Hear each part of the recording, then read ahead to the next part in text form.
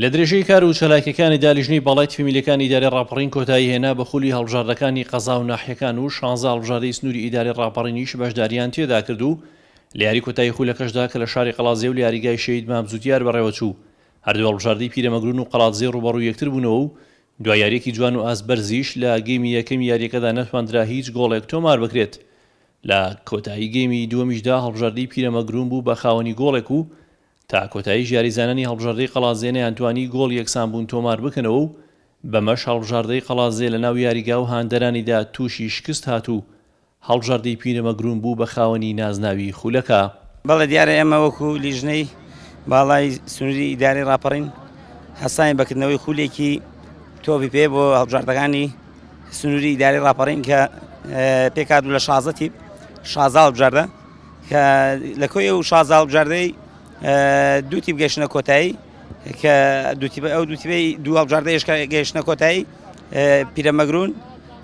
و قەڵازێ گەیشتنە کۆتایی و ئەوڕۆ لە یاری کۆتاییش بۆ خۆتان بینیتان کە هەڵبژاردەی پیرەمەگرون توانی بێتە پاڵەوانی خولەکە و بە نەتیجەی 1-0 لە هەڵبژاردەی قەڵازێ بەرێتەوە. کۆتایی هات بە خولی تۆپی قەزا و ناحیەکانی سنووری ئیدارەی ڕاپەڕین کە لە یاری کۆتایی لە یاریگای مامزوودیار لە قەڵازێ لەنێو هەردوو هەڵبژاردەی قەڵازێ و پیرەمەگرون بەڕێوەچوو لە کۆتاییدا هەڵبژاردەی پیرەمەگرون توانی 1-0 یاریەکە لە بەرژەوەندی خۆی کۆتایی پێبێنی و لێرە پیرۆزبیان لێ دەکەین و توانیمان ئەنجامی یاریەکە بەلای خۆمان یەکلایەکەین و خی گەورەش موفەقی کردین و ئەم برنەوەیش پێشکەشەکەین بە سەرجەم هاندەرا دڵسۆزەکانی پیرەمەگرون کە لە شارەچەی پیرەمەگرونەوە توانیان بێن لێرە هانی ئێمە بدەن و دەستخۆشی لەو برا بە ڕێزانەشەکەم کە بە وتێکی شتوانی بێتان هاوکارمان بن و هاوکاری ئێمەیان کردبێ. لە کۆتاییشدا لەلایەن ئامادەبووانەوە خەڵات و دیاری تایبەت بەخشرا بەناو ژوانان و سەرجەمی یاریزانانی بەشدار بوو. هەروەها خەڵات و دیاری تایبەتیش بەخشرا بە باشترین گۆڵپارێز و گۆڵکاری خولی قەزا و ناحیەکان و